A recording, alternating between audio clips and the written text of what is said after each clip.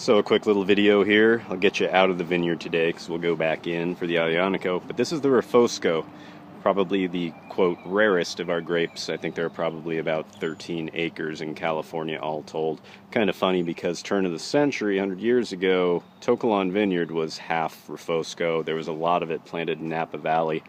I haven't been able to really uncover the history of it because it's a northern Italian grape from Friuli. There's some of those northeastern, Eastrian type areas. It spread across there, so it may have been non-Italians that brought it in. Maybe kind of like the whole Plavic Mali thing. But pretty interesting. So from Friuli, it's a northern Italian varietal, but it tends to be very dark in color. A lot of the Friulian ones extremely high in acid. A lot of the labels have variations on the riff of tongue cutter or tongue burner on them, often 12% alcohol and screaming high acidity.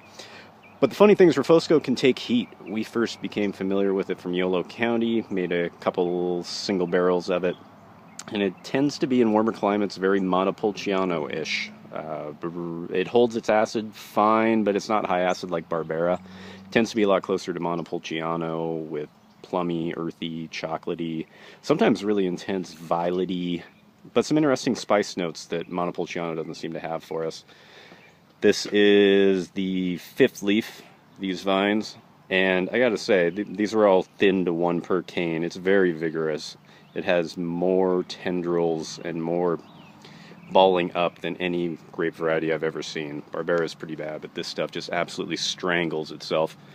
But the morphology, clusters are beautiful. They're not too large, nice small berries. You can see there's no, you got great sunlight penetration, very little rot potential. Beautiful dark color. It's almost like ideal Sangiovese. And just really, really nice. You know, they're flexible. They're not like Petit Syrah. There's a little bit of differential ripening, but not much. And with the weather we're having, it's October 21st. Temperature is going to be about 85 today. This has just been an incredible end to the season. It's nice to have things go ripe. We don't want them too ripe, so no raisins, absolutely no sunburn. This stuff really got babied. We'll see if it holds up on its own as a standalone varietal, which hopefully it will. It'd be nice to do a couple barrels just for the wine club. But the bunches are just so perfect on this.